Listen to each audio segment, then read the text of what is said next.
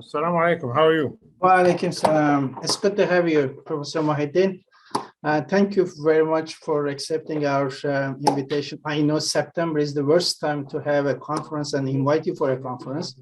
I know you have plenty of meetings, but it's a great pleasure to have you in this conference, which aims at discussing the core issues that you have been dealing and leading in the world. And therefore, let me just briefly introduce you, then I'll leave it to you to continue, inshallah. Ladies and gentlemen, assalamu alaikum to everyone. It is with great pleasure I'd like to introduce my dear friend, colleague, Professor Mahmoud Mohieldin.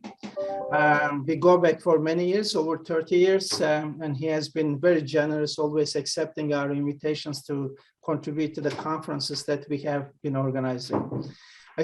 Mahmoud is a prominent figure in the global scenery when it comes to economics and in particular sustainable development. Currently, he's an executive director at the IMF, International Monetary Fund, and he has been a special envoy to United Nations on financing SDGs or the 2030 agenda. But importantly also, for many years, as senior vice president at the World Bank, he worked in the kitchen of development of SDGs that we know, Sustainable Development Goals. And therefore, there isn't anyone else better than Mahmoud to talk about Sustainable Development Goals, and in relation, of course, with his specialism as well, linking that to Islamic finance. That is the advantage we have, and therefore we are grateful for Professor Mohieldin for joining us. But he has also huge policy acumen. For many years, he was minister in Egypt, and therefore directly working in the field. It was difficult to find Professor Mohieldin in Cairo in the offices, but rather he was in the field, looking into development cause and making lives better for individuals. And it is a great pleasure to have you, Professor Mahmoud Mohieldin. And it is particularly, I'm grateful as a person that you have been very generous of always accepting our invitations for events. And I'm sure that everyone who is present will enjoy the way you handle SDGs and the relationship with sustainable development. Thank you very much again. It's all yours. Well, thank you so much. Assalamu alaikum wa rahmatullah. Thank you so much, Professor Mehmet Asutai. Many thanks for the kind invitation, for the generous introduction, and for the opportunity to discuss and present some of the updates on sustainable development and the role of Islamic finance. There are many solutions that could be offered by innovative approaches based on Islamic finance framework. There are a lot of questions as well that in this discussion today, I hope we can start having some answers for. Yeah, I can see that you have the presentation already. That will save me time from my side here on sharing screen and all of that. So I rely on you when I am saying next, please. So you get me into the next slide, and let's start from now. Yeah. So this is basically the outline and the approach I'm taking. Trying to provide an update on the state of SDGs. This is timely. I'm calling you today from New York, half a mile away from the United Nations, where yesterday they had the SDG moment, and they had the discussion as well on climate. You can see that all on the UN. I encourage you in particular to see the introductory remarks yesterday. In the after the Secretary General and the President of General Assembly speeches, there was an update on the state of the SDGs. Of course, I sent this presentation to you before they provide this update, but it's not very different from the finding based on the evidence that we had. Then we'll try to see what's happening in the members of the OIC countries, the Organization of Islamic Countries, in the context of the post-COVID-19 world, and tried to see what could be the role of Islamic finance as requested by the organizers. Perhaps toward the end, we may just have some discussion about the policy as well, not just the theoretical framework. So next slide, please. Yeah, so there are many ways of presenting the SDGs. I like them really to be presented in that way. The 17 goals that have been blessed back in September 2015 in a special summit dealing with the priorities of the world from 2015 to 2030. So within a framework of partnership, which is SDG 17, I always just, between researchers and academics, I always had an issue with having partnership as one of the goals. Partnership, I would rather like it to be part of the means of implementation, but this is what we inherited from the Millennium Development Goals when we had the MDG 8 as partnership. So this is basically just taking it from where we left it in 2015 with the Millennium Development Goals of the MDGs. And this structure is based on governance, SDG 16, which was actually one of the important innovation and addition, and I was there in the room. That was one of the most controversial issues when you try to get 193 countries agreeing on a definition of governance. In your academic work as well, interesting to know the concept, the approaches, and of course, how to measure governance. It's mainly based on qualitative measures, unlike the rest of the goals that I'm just going to address now. So you take the economic aspects from infrastructure like water and energy, or creating jobs, or the role of investments in industrialization based on the principles of 21st century, or the role of cities or sustainable consumption and production. These could be all measured through agreed upon quantitative measures. On the governance one, we use more or less proxies. Then there are goals that have been there with us from the MDGs time, like education, SDG 4, health, SDG 3, gender, SDG 5, and of course, matters related to nutrition, SDG 2.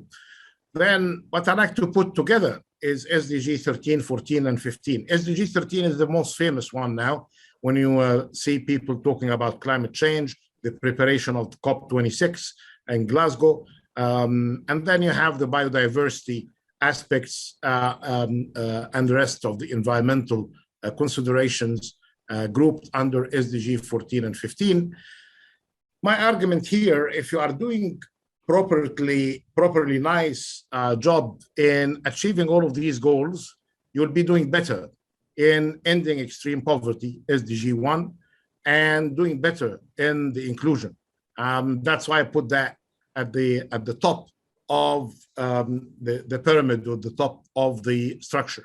There is no way that you can enhance equity in society and the economy, SDG 10, if you're not investing adequately in human capital, in infrastructure, and in resilience. And the same for ending poverty.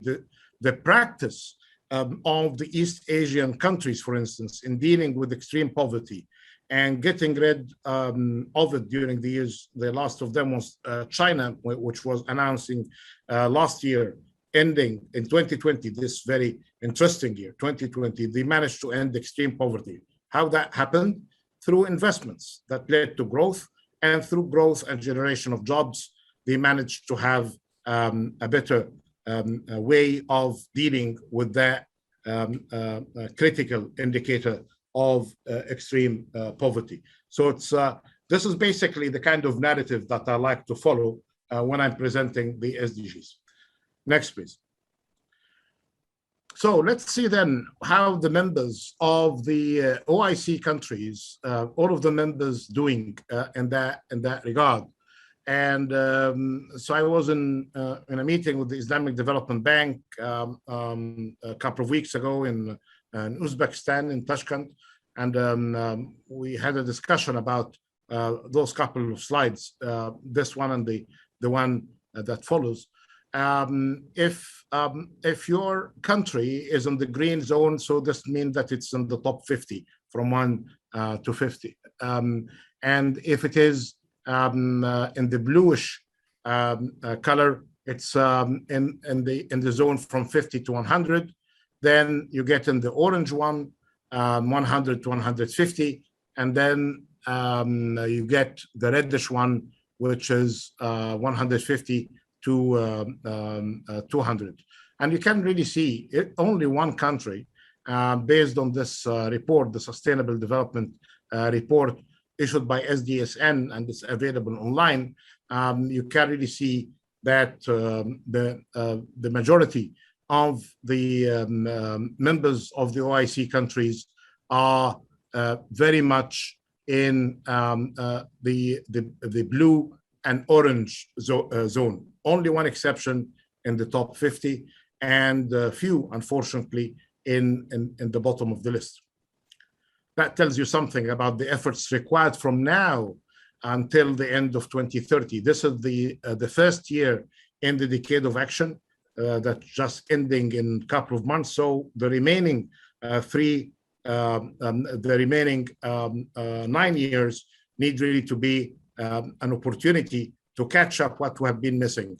And that requires huge resources I'm going to share. And this has something to do, of course, with our discussion on Islamic finance. Next, please. Right, this is another way of telling you the story here.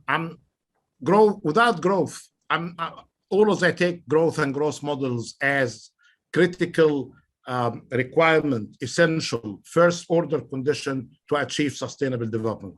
There is no way that you can achieve sustainable development with growth. Better, of course, and it should be, a growth with inclusivity in it, with more jobs, with gender equity, with consideration of the regional dimensions as well. So the ideal scenario here, if everybody is doing a good job of the OIC countries, they should be all located in this chart in the northeast of it.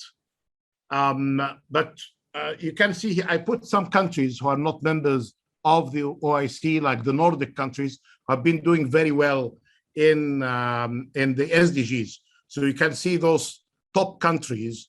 You see them at the top of the chart in the Northwest.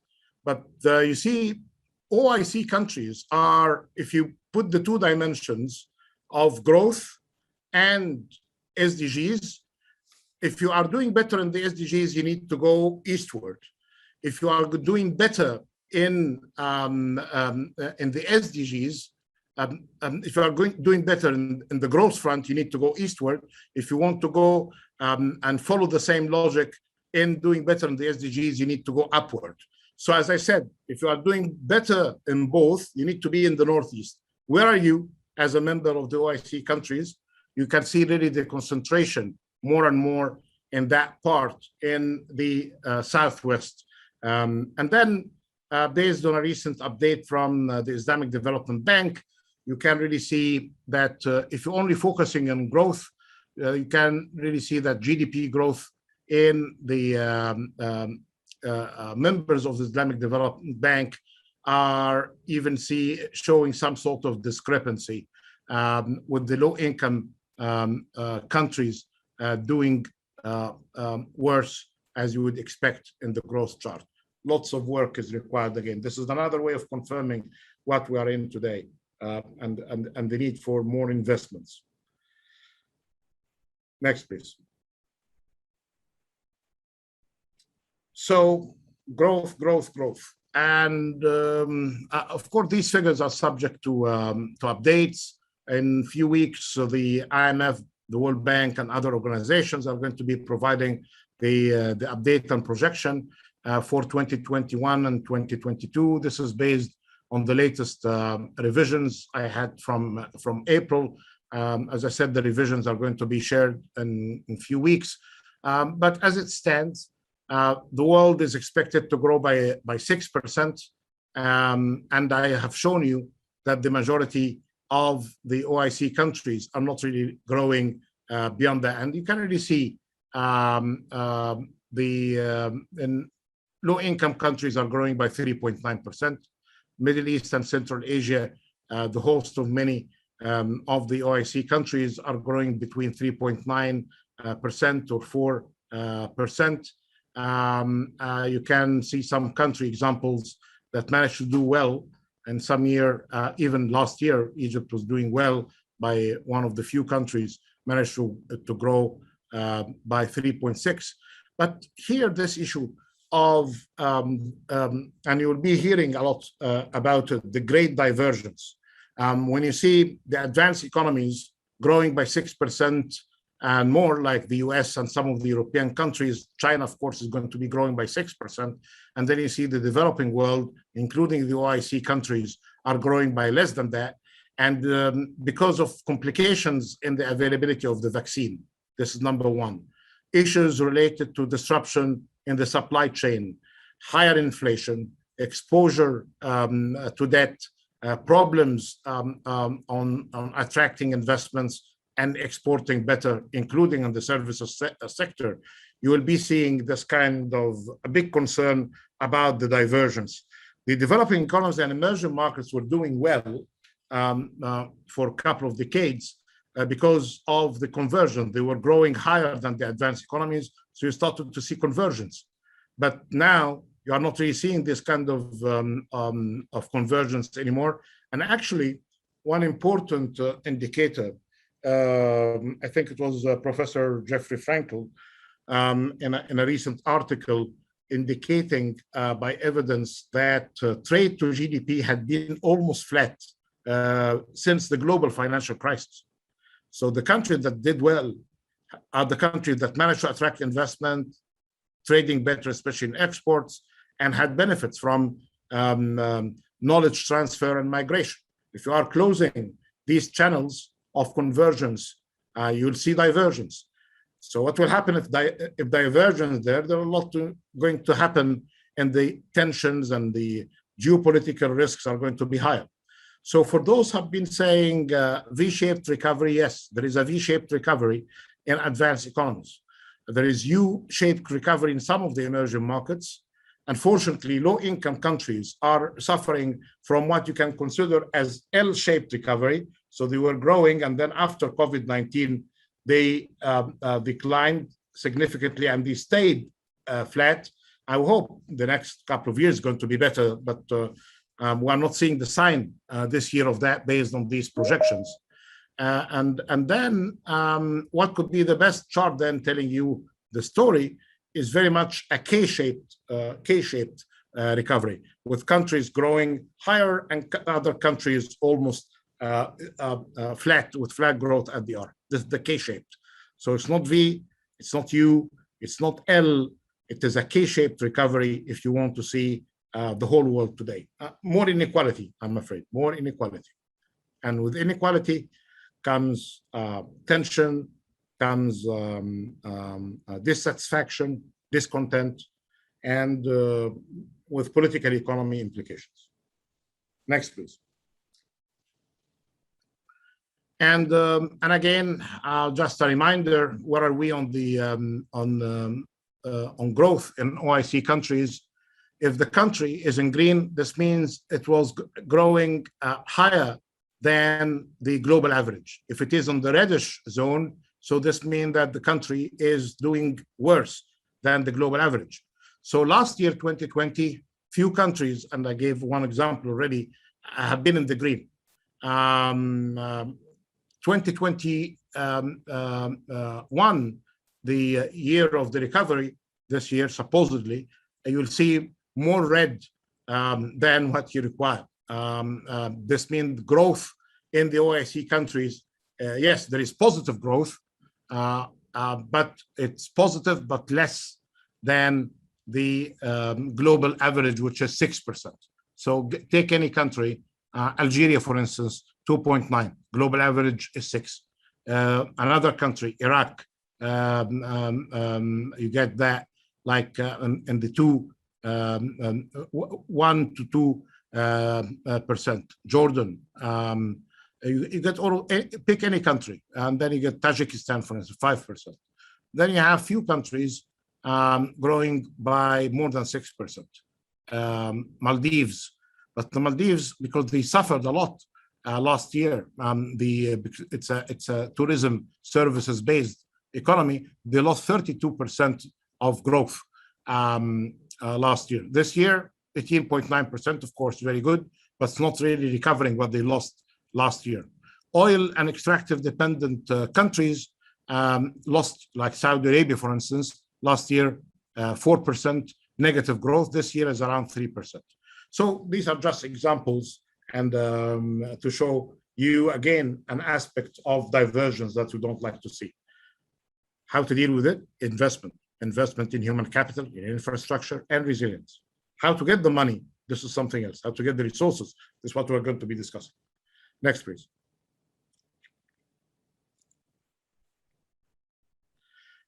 Yeah, so when I was at the World Bank, managed to publish a couple of working papers available online. I left the World Bank in 2020. Now I'm with the IMF and the UN, as Professor Asutai mentioned. But in one of the papers I did with Professor Habib Ahmed, and that was one of the early papers linking Islamic finance to the SDGs. We highlighted the role of Islamic finance in maintaining financial stability, doing a better role in financial inclusion, demonstrating the social impact, and through Sukuk and other means of finance, we demonstrated examples of infrastructure development. And the details of this study are available, and there are many updates to it. More recently, I published with Professor Asutai and with one of his students a piece based on her PhD, a piece on Sukuk and climate change in Africa, and I'll refer to that in a minute. So there are lots of attempts to understand the links between Islamic finance, financial innovation, and achieving the SDGs. In my argument in all of these papers, including an earlier paper that I did with a couple of colleagues, including Dr. Zamir Iqbal, who is now Vice President at the Islamic Development Bank, on the role of Islamic finance and financial inclusion in OIC countries. That was like in 2012 and 2013, frequently cited paper. It's basically telling you something as well about from micro finance to large projects, like in infrastructure. There is a role of Islamic finance, and it shouldn't really be of concern to Islamic finance, because one of the main distinctive aspects of Islamic finance that there is no finance for finance. There is always finance for a purpose. There is always underlying asset for Islamic finance. So you can always see a purpose. You don't need really to stretch many muscles in order to prove that there is an impact with Islamic finance if it is done properly. And as you know, there are many pieces of research that have been telling us that the Islamic finance framework it could be solid, could be promising, but the practice leaves a lot to be desired. Next, please. So what's happening in reality then? As I anticipated and many others, when you grow your base, the growth is not going to be as high as you started. Leave for a while issues about exposure to shocks and vulnerability. But in the couple of decades, the 1990s and the early decade of the century, first decade of the century, you saw the double-digit growth. And this is expected at the beginning. And then it gets the ups and downs on the, as we saw, a decline in 2013 to 2014 of the growth. But it is growing steadily since then, now reaching more than $3.5 trillion of all aspects of Islamic finance vehicles and instruments. Dominated still by the banking sector and by the issuance of Sukuk. Next. This means that the role of the non-bank financial services need to do better. And this is proven here. You can really see that banking assets are dominating the growth. Unfortunately, we didn't get my colleague worked with me as well on this, Dana.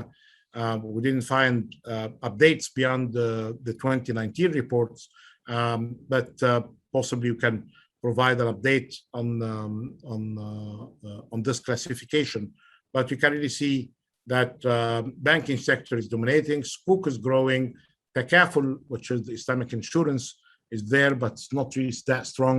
And you have the variety of different funds, which I bet through the innovation in fintech is going to be growing faster.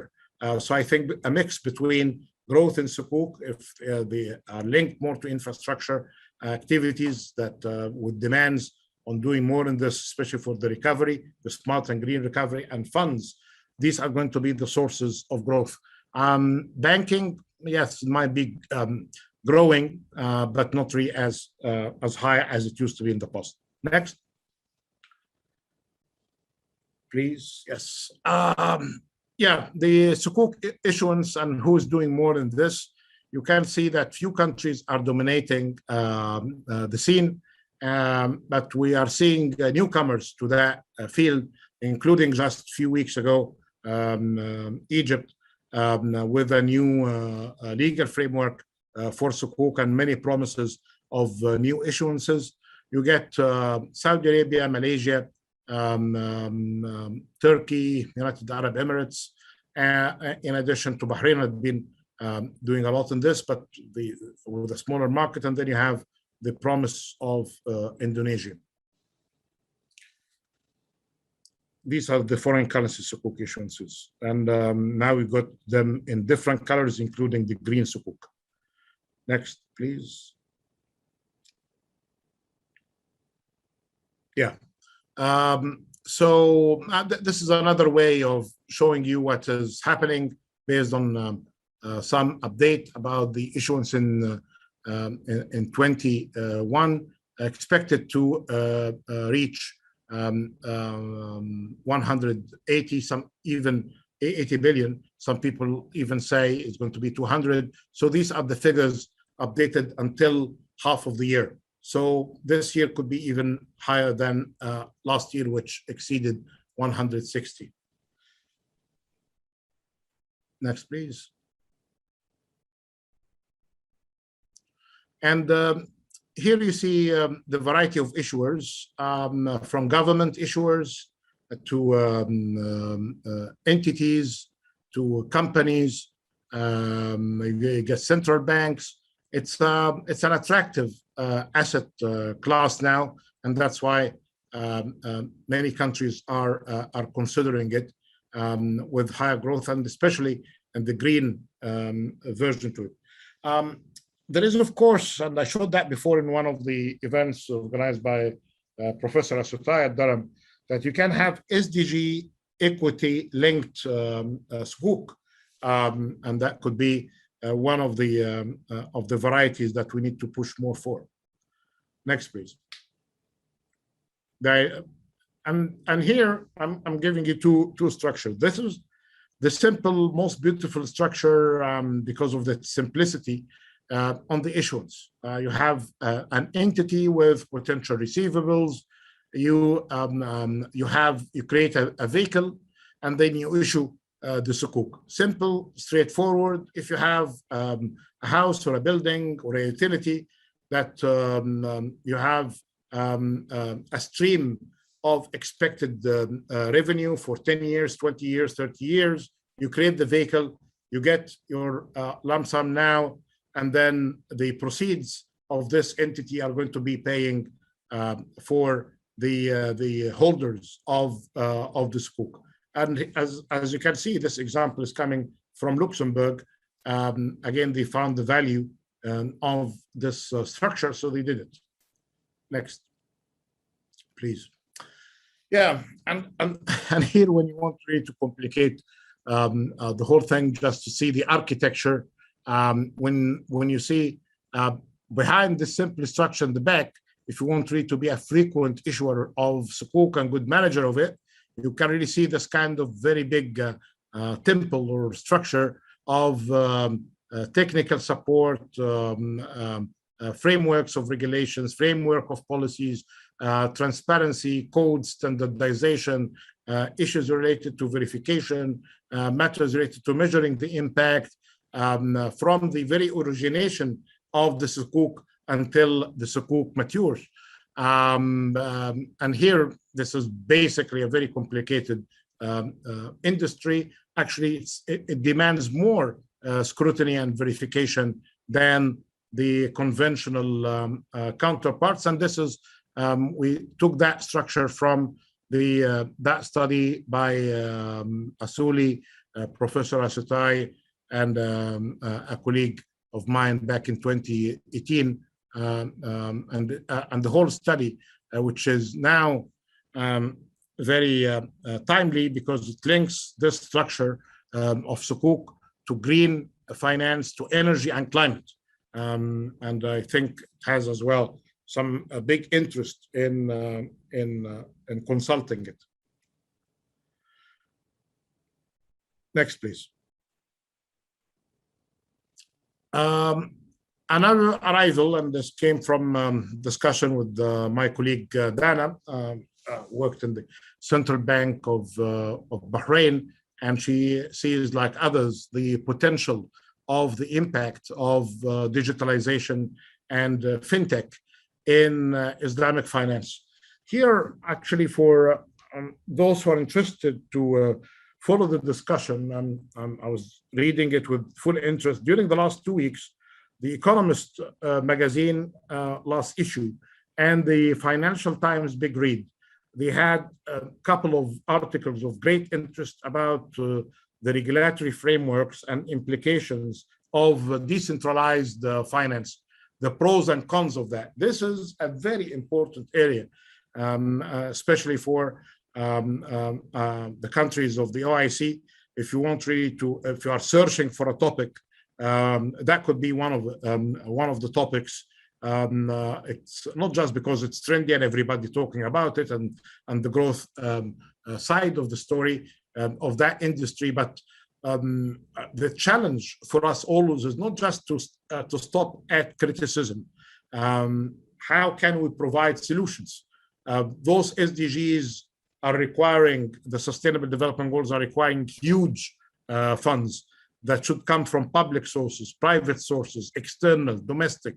They rely on a framework that has integrated financial framework. They need more trade to support it, better debt management, use and evidence on that. So when you put this kind of finance for development structure, you can see, well, how can I put it in this kind of a framework? And as I said, it shouldn't really be an issue. You get the SDGs, which are all good, plausible, important goals for social and economic and human development. And then you try to see, well, what could be the role of Islamic finance in that? And then you get something related to disruptions through digitalization. Disruptions could be positive, could be negative, but you need to understand them. And then you can really see where are the aspects of that. And you can really take it there and the digitalization and fintech in different aspects on that. On the banking, on crowdfunding, on different aspects, on trading and investment, in personal finance. The line of business is there. You just put two filters. One is Islamic and the other one is digitalization. And you can really see what could be the role of that. And I think you can really get, especially if there are data available, you can get many interesting outcomes from this. Next, please.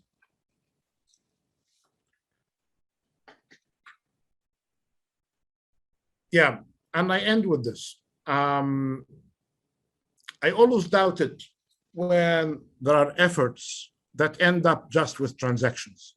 If you don't have policy framework, if you don't have institutions, you will end up just doing and counting some transactions. If you are just working in one of those commercial entities, fine. If you are working for an investment bank or a fund or a commercial bank, yeah, you can count it on the transaction. Last year you did X, this year you did X plus. It's fine. But when you are trying to achieve the SDGs, here at the bottom of this slide, you need to rely on evidence, data. You need to rely on the way that you mobilize finance with better implementation. But for finance here, you need all of these kinds of investments in human capital, in infrastructure, and in resilience to be put together. You need a policy approach to take the target, the goals, with the measures in order to achieve your SDGs. You can take it from a local perspective if you are in a village. You can take it from a national perspective if you are handling the work at central bank or Ministry of Finance. If you are in a regional cooperation or a group of countries like the OIC, you can take it from a regional or group of countries perspective. Or as I'm sitting today, following up the discussions at the UN, you can take it from a global perspective. But always, in any kind of work, always put into consideration the policy framework and the institutions behind it, not just the transaction. I think this is the last slide I have for you today, and looking forward to the discussion. Next slide, please. Yeah, you can follow up more work on this. The only social media I use is LinkedIn, so you can follow some of the updates I'm providing almost on a weekly basis on SDGs and financing on this LinkedIn page. Thank you so much. Okay, thank you very much, Professor Mohieldin. Always enjoyable, always reflective, and always fresh data, since you are at the heart of the data. Thank you very much. I'm not sure whether we have any questions, but let me start with this. Of course, what we have seen, as you mentioned, the COVID impact and the inequalities, increasing inequalities. But considering the financing need of the SDGs, do you think it is feasible, despite the fact that we had this COVID impact, economy is shrunk, and the financing has become very difficult? Do you think is it still possible 2030 to achieve? Some reflections, please. Yeah, I think it's a very good question. Thank you so much. When the SDGs were designed back in 2015, a floating figure by different organizations talking about a financing gap of $2.5 trillion. And you can really get this figure from OECD and their report, because as you know, OECD is providing lots of development finance through ODA, official development assistance. So they put the figure of a gap of around 2.5 trillion. At the time, official development assistance was around 140 billion. Today, the gap, because of COVID, we lost revenue and we had to spend and rechannel lots of revenues to deal with the response and recovery efforts. So the gap is more than $4 trillion globally. How much is ODA? Is 160 billion. And then you talk about climate change, which is only one goal, SDG 13. There was a promise from the days of Copenhagen back in 2009 of $100 billion. This year, a report just came out, no more than $78 billion were made available. And God only knows how these figures are being calculated, in which methodology they are based. Always controversial when it comes to this kind of finance. The main source of your funding is public finance. And let's put it right. You need first to have this issue on budget of the state. Domestic resource mobilization, your budget of the state at national and local level needs to be fully aligned with the SDGs. You'll get your tax revenue, non-tax revenue, and you align it on education, on health and infrastructure. This is the bulk of the investments. Then with the budget, if you are a private sector investor, you go and see, well, this particular country has a gap, And I see that in their budget because there are needs and there is that budget. So I need now to see how is my role. It could be a partnership, like public-private partnership. It could be just a private sector transaction that I do it on my own. So I think my suggestion here is to revisit the budgets to make them based on SDGs. Then the room is open. The door is open for the business sector and the private sector at large to do more in this kind of work, contributing in different ways to funding. And here, any kind of a project that you do, if you are involved in the energy sector or infrastructure through PPP or others, you need here the role of the business sector. There is an important topic here, Professor Asutai, and let's learn from history. When development had gaps, many people assumed that the aid agencies are going to bridge the gaps. ODA is going to be the solution. Then they discovered that them alone cannot do it. They said, well, it's development finance institution like World Bank, EBRD, African Development Bank, Asian Development Bank. And then they discovered that they cannot do it alone. Then they said, well, let's get the private sector. And that was the leveraging exercise, the billions to trillions argument of 2015. My main problem with all of these approaches that each time, in each period, there was a kind of an assumption that was not accurate, that one particular vehicle of finance is going to take the full responsibility in dealing with the issue. While it is not the case, you need the whole sources of finance, public, private, external, and domestic, working together in order to achieve these goals. And you see some good examples, those countries, especially in the Nordic countries, doing better than others. Singapore is doing better than others because they have this kind of ability to realize the comparative advantage of all sources and get them all behind achieving the target. So it's doable. Just the short answer to your question, yes, despite the gaps, despite COVID, it's doable, but if we are getting our act better together. Thank you very much for that. There is one question, but it's the second question has arrived as well. At least quickly, one is that the questions from Asep Maulana. What are the way forward that Islamic economics should take for SDGs? I guess in a way you discuss about how Islamic finance can be utilized to respond to some of the SDGs. I guess we have that. The second one is we have seen a lot of competition between the SDGs agenda and the climate agenda in recent years that has probably led to divergence of strategies and lack of clarity for governments.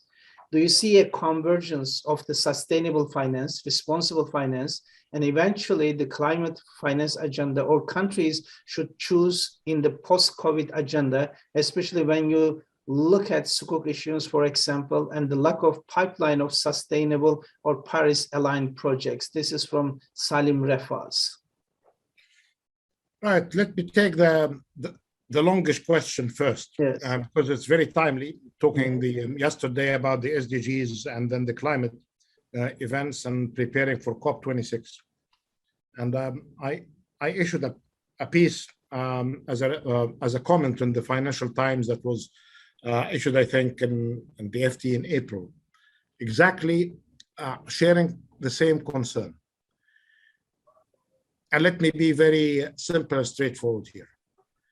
Climate change, at the end of the day, is SDG 13. It's important, it's critical. Science, evidence telling us that extreme weather concerns, what we saw recently in some countries, are telling us, especially during summer in Europe, that these extreme weather events and the continuous warming are with serious implications. And the recent report from the concerned body at the UN is telling us that if we are following this path, the emissions are going to be increasing by 16% rather than cutting them by 40%, which is the Paris Agreement target. So I'm not undermining the criticality and the importance of taking the issue of climate seriously. But it is not a substitute to development finance effort. Yes, there are co-benefits. If you are doing a good job in climate, you'll be doing perhaps better job in water management. You might be doing good job in energy, especially in renewables. This may have as well a good impact on poverty. What's called the co-benefits of investments in climate change, in adaptation and mitigation. But tell me, how can you do that with a better impact on SDG 5 in gender? How can you do that with better education? How can you do that when dealing with health? Yes, the goals are connected, but some of them are more connected, like energy and water management with climate. There is straightforward kind of linkages there. But my main concern, and I'm not offending anyone, I hope, with what I'm going to say. If you are in one of those Nordic countries that achieved already high level of human development, gender, education, and health, and growth, and welfare state, and everything, you may have really this luxury to say, well, I'll rely on climate change activities and efforts to be the vehicles of change. But if you are in a typical developing economy or an emerging market, that you're not really reaching that kind of advanced level, you cannot just leave it to climate and to take a kind of a reduced definition of sustainability to mean only climate change. So that's why if you are a developing economy, emerging market, which is the OIC countries, you need really to put climate within a context, and you don't need one of the goals to take over others, because if you focus, we're dealing with 3 universities today with many participants. If you say, well, I'll only do investment in education, thank you so much. So without infrastructure, you will not have a school or a hospital. Without water, you will not really have this essential supply to that education. Without investment in health, you will not really have healthy students to study. And so it's a common sense approach. So there is no way really to say, well, I'm a fan of SDG 3 or SDG 4 or SDG 5, and then let the other compromise. So this kind of an integrated approach is important. And then I think the first question I tried to answer during the discussion, and then yes, Islamic finance, you take transactions, could be helpful, complementary to conventional finance. And then better to put it within the principles of the Islamic kind of economy dynamics, when values of inclusiveness, dealing with stopping the harm, pushing for the good, would really be the kind of guiding framework for the transactions. If you take transactions alone, it would be short-lived. So this is basically needed to have this kind of value in order to achieve the impact. Everybody today is talking about impact. So in order to have an impact, you need really to have an economy with a purpose and finance with an objective to deal with the problems of the people.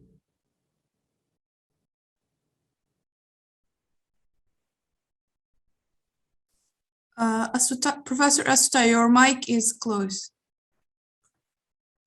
Thank you very much, Professor Mohieldin. You're a great and dear friend. I'm really grateful for contributing to this session. And the particular part, as I mentioned, you directly come from the kitchen of it, and therefore it is amazing to hear what's happening on the ground. We are very much grateful, and thank you very much for your efforts. I know very early morning in New York, and you are very busy with all these meetings, and allocating your valuable time for this event is very much important for you. And hopefully next time we can do face-to-face. And let's look forward to it. Days. Indeed, I miss you as well. We haven't met each other for some time. And have a great day for the rest of the day. Thank you. We are most grateful. Thank you so much. Same to you and all of those who are participating today. Thank you so much. Thank you. Thank you so much. Thank you. I would like to thank Professor Mohieldin for his valuable intervention. I would like to thank as well Professor Asuta for his contribution to this session. Now we take 5 minutes break, and after that we will move to session number 2.